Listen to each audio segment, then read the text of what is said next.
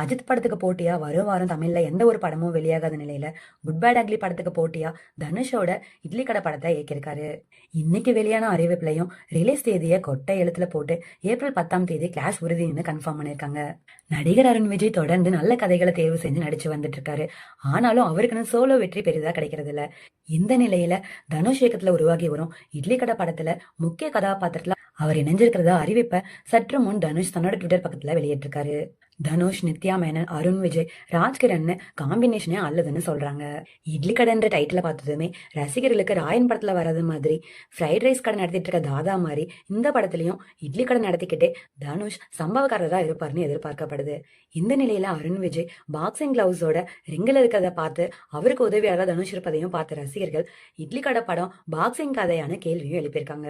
M Kumaran, son of Mahalakshmi, Badri படங்களை போல அருண் விஜய்க்கு அடிபட்டு விட தனுஷ் பாக்ஸரா மாறி எதிரிங்களை பந்தாடுற மாதிரிதான் கதை இருக்குமோ அப்படின்லாம் யுகங்கள் தட்டி வந்துட்டு இருக்கு.